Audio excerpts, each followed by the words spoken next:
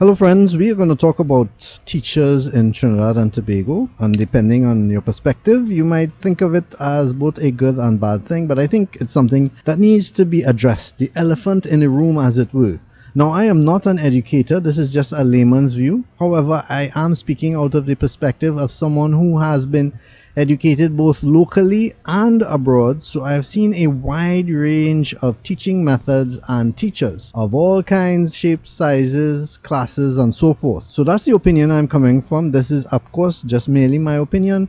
But because I also come from an age where teaching is and schools were a little bit different than they are now, I can also give you some of my thoughts on that. I would really like to hear your thoughts on teachers and teaching in Trinidad and Tobago, the constructive ones though. Don't just come to lash out in the comments area of my video against teachers, because remember, all the things that you know now, your ability to even write and read, came because of a teacher somewhere. So let's start. Like I said, when you mention teachers in Trinidad and Tobago, depending on which place you stand, you might think of teachers as either good or bad. You got to admit, I mean, if teachers weren't there, what would happen with your children? What would happen with you as a person? Like most services, really, the kind of teacher you get really depends on who you get.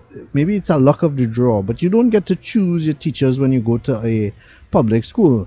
Maybe you have some leeway if you go to a private school, but I'm keeping mostly to the public system, even though I have been in the private system as well. Now, a lot of times teachers can't perform because they are not given the resources that they need to teach. For instance, if you are teaching a subject where you may need a lab or lab equipment, and lab doesn't necessarily mean, chemicals and a whole laboratory and stuff. It may mean simply that you need a laptop or a projector or paper or something that helps you to teach. If you don't have those things, then you cannot adequately teach. Sometimes teachers have among their pupils special needs students, and unless they take the initiative, sometimes they are not given the tools or the assistants or people to help with that special needs students.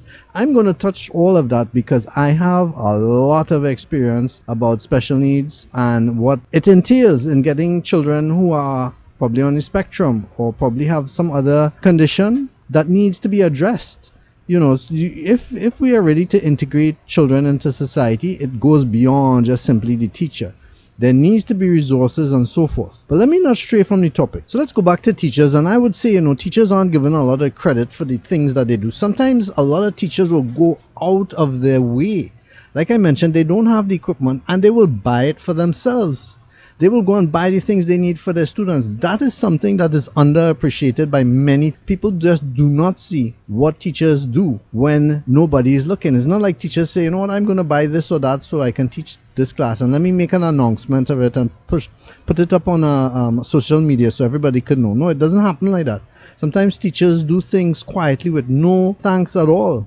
Now, one of the misunderstandings for me of teachers is that simply people just don't understand what are the roles of teachers. The basic role of a teacher is to teach an academic subject to pupils within a designated time. So it's not to teach your child anytime.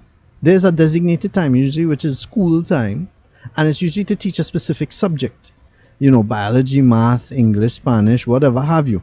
However, sometimes I get the feeling, especially from parents or some parents, when I read online in their comments, it's like the teacher has to teach everything. If your child's teacher teaches English, you feel that they need to teach English and psychology. No. They are there just to teach English. The psychological part is for somebody else to take care of with your child. No, I don't mean that in a disrespectful manner at all, because I have children on the autism spectrum. And I know what it means that my child needs therapy or whatever. And I don't expect a teacher, if the person is not competent in that area, to be a psychologist for my child. No, there's somebody else who's a professional that does that. But children of today, I don't know, a lot of them do need psychological help. And I'm not saying that in a put-down way.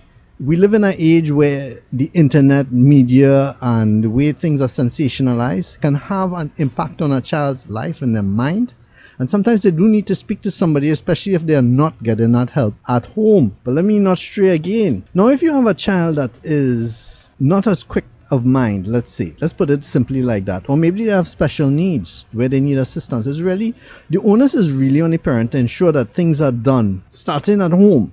Not when you reach the school, starting at home, so that your child can get all the help they need. Sometimes Everything is left to the teacher to do. But really, the parent at home needs to follow up with what the child needs. Maybe it may not be that the environment that the child is in is conducive to learning. For instance, imagine your child leaves class and they have homework to do, but at home is a set of noise or a set of fighting. Or instead of even going home to do their homework, they have to go and do physical work or some other endeavor, sports or whatever, and they don't get time. But you have to see how well your home is structured for that pupil, that student to learn. And can you imagine going to a school where it's no different than home? People shouting at you, people maybe even bullying you. You go from one bad environment to the next bad environment, and you're like thinking as a student, why am I here? Why was I even born? And school should really be a place where you feel excited to go, you want to learn, you want to be with your friends and so forth, but it's not always the case. And one thing that does not help that is the Trinidad and Tobago system of education, where teaching is about helping you to pass an exam rather than teaching you something practically for the future. Now you might say, well, they are one and the same, but not really. If you're just memorizing things and memorizing a method to pass an exam, you may not be able to apply the subject matter when you actually have to go out into the real world and do something with it. So really, the education system here, for me, my personal opinion, needs a big overhaul, where teaching and education could be more about making it fun, making it enthusiastic so that the student wants to learn. And another thing, and this again is just my opinion, but I know parents have this thing where they want their children to become lawyers and doctors and big businessmen or women and make lots of money and so forth. But come on, we have to be realistic. Not every child is going to be a doctor or a lawyer or a big politician or whatever have you. Some may naturally gravitate to wanting to get into auto mechanics, be an artist, be an actress, or whatever have you. And they may more, their mind may be geared more for the arts. They could still make millions off of those things if they want to in the future.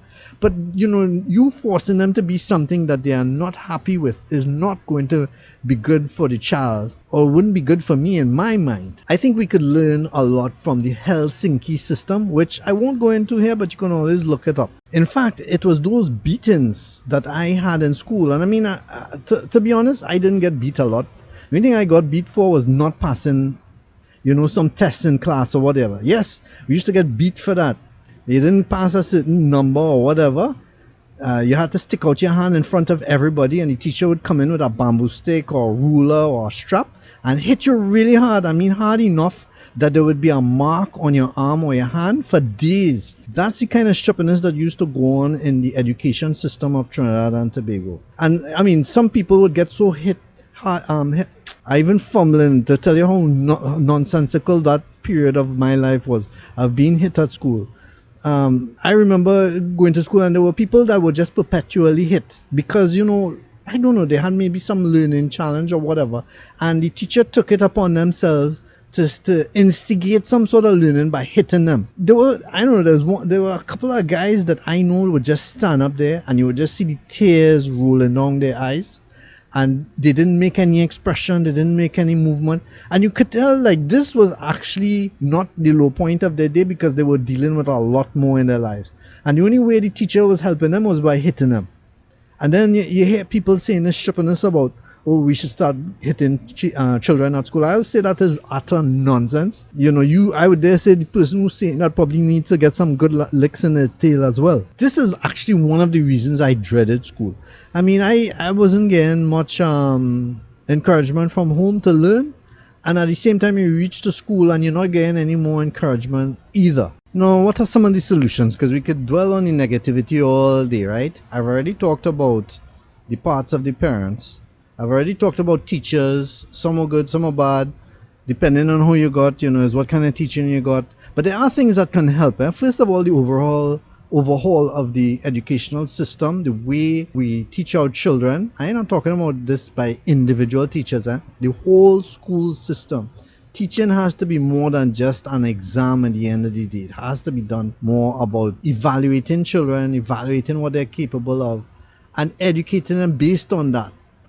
Not trying to just force them to pass an exam. Now, some of the things that really need to happen, in my opinion, for schools to move forward is, first of all, schools need to be staffed. There's no point sending your child to school and the school doesn't have enough teachers, or the teacher's not there and there's no assistant to take over. I mean, really, we're spending a lot of money on education. Every school in Trinidad and Tobago should be well staffed. Staffed to the point that they have an extra couple of teachers maybe floating around that could help assist in classes where, in the case where a teacher may not come. It's obvious that at some given point in time, teachers have a real life too. They have business transactions. They may be called to pay something, do something elsewhere outside of their school time, and they may not be able to attend class. And that should not be a problem, because why? The school is staffed enough that another teacher or an assistant or whomever can take over that class. The other thing for me, teachers need, or I should say schools need, are guidance counselors. And I said teachers need too loosely earlier because, like I mentioned in the beginning of this video, children need psychological help a lot of the time. They're dealing with stuff beyond the capability of the teacher. Teachers are not trained psychologists. And so guidance counselors might help assist. Now, I'm not saying guidance counselors should be psychologists. They themselves are not psychologists, but they can help find out the beginning or the preliminary, if you want to call it that, problem that the child might be experiencing, and maybe refer to a psychologist or help. But you need a lot of guidance counselors. We live in this age of TikTok and, social media and bullying and whatnot, and children may not know who to turn to. They may not even have parents at home to turn to. And so the school is the only place where they might get help. And if they don't get the help they need, who knows what will happen. So guidance counselors, that's one thing that needs to be in every school, more than one. And the next thing that I think would be good to have in schools is a nurse. I mean, sickness is ridiculous in school. I mean, going to school is like going to a disease zone, and there needs to be a nurse there at all times to help children, whether they are old or young, receive the medical attention that they may need. Sometimes it may not be that you can always rush a child to the hospital. Some schools are actually far away, and there needs to be a nurse within the school area that can assist. It may be simple as just giving a headache medicine or whatever. But could you study with a headache? Probably you couldn't. So these things need to be done. Another thing that has been brought up in the media a lot was security. Sometimes a school doesn't have adequate security, and sometimes the security needs to be beefed up, not only with outsiders, but people within the school. Children may be fighting with each other, people coming in, you don't know who they are, and so forth. Now, I don't know what is needed to have more security in school with regards to budget or whatever, but it's something that definitely needs to happen. The other thing that schools need are custodians. I mean, I'm not saying that schools are not clean. Probably they are cleaned, but are they cleaned as often as they should be? And are there enough people to clean them?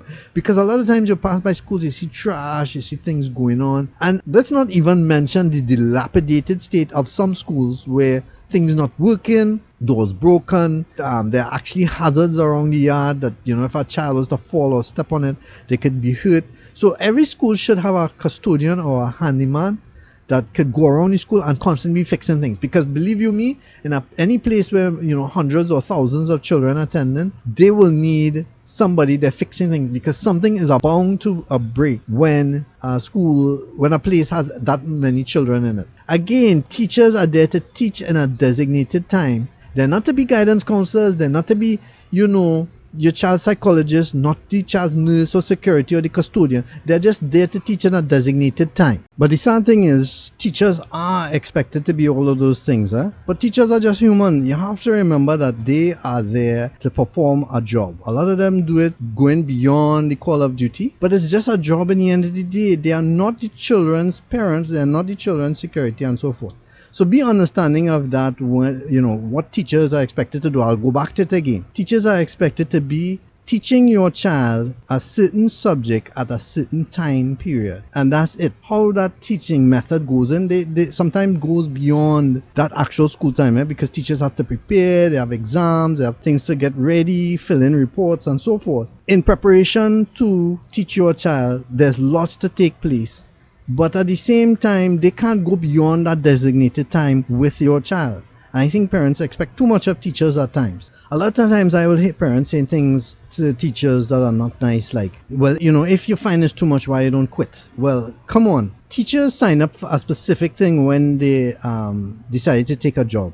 And again, if they are told that they have to do other things like be the nurse, be the psychologist, be the guidance counselor, be the security, do extra things beyond what their job portfolio calls for, then is that really fair? Would you like that you went to work and when you went to work, the boss tells you, besides what we told you you're supposed to do, here's this list of extra things we want you to do. Are you going to accept that? Now, if your boss told you, well, then quit. Is that going to be nice for you? No, you will think it's not fair. So, what goes for you in your work should go for somebody else. Can't be different. We have to be fair. So the first thing I want parents to know is that when it comes to your child doing well at school, the first thing you have to ask yourself is this. Not even reaching the school or the teachers. Is my home environment suitable for my child's progress? Ask yourself that. Is your environment at home stable enough for your child to learn? Because remember, they have to bring home homework, they have to study, take up their books and stuff. Is it that your environment at home, whatever that is, suitable for your child's learning and academic progress? And that doesn't only come from studying books. Their physical, their health, and their mental state is also needed to learn anything. Because if one of those things not operating right, like for instance, if they are not healthy, they can't learn. If mentally they're not focused, they can't learn. So that starts at home, long before they meet the teacher. And I'll give you an example of that. If you want, like you and your spouse or whatever, fighting, that's not going to be helpful for your child. Hanging out of swearing, cursing, fighting, beating up on stuff, that's not going to be helpful for your child. Or maybe you're simply not there. And when your child has a question or wants some acknowledgement of how they did, you're not around. What's going to happen? Now, I know some of you all are single parents. Real props to you all. You all trying your best, especially the single mothers. I know how they're trying their best. There are also single fathers that also try their best. I am not saying it's going to be a perfect world, but you do need to take time for your children whenever you can. And I shouldn't really say whenever you can, You just have to do it. Because when you don't do it, somebody else will replace that void. You need to be active in finding out how is your child's day, any thoughts they have, anything that concerns them, anything that might be pressuring them or making them feel uncomfortable, like there might be a bully at school that is bullying them and they can't think. You need to find out all these things. A lot of times a child might have special needs. Like for instance, you may not be aware that your child has dyslexia. And if you don't get that sorted out, your child's going to have a hard time learning. And parents, come on. You remember it's teamwork with teachers, right? No, I am not talking about the teacher that just don't care, just there for a salary. I know there are teachers out there like that, but let's put it in focus. They are not the majority. There's always bad apples in everything, and we have to focus on the teachers that do their job, do come and do have a real interest in helping your students to learn. Get to know the teacher, get to know what the teacher is saying. Don't try to be dismissive of what your teacher notices about the way your child learns or other things that they may have observed in the course of teaching your child. Take it as, don't try to be prideful like, oh gosh, you can't tell me nothing, you can't tell my child nothing. No. See it as something that they are helping you, they're helping you to progress your child's education. And to those teachers that, just there for the salary, I would say, probably teaching is not for you.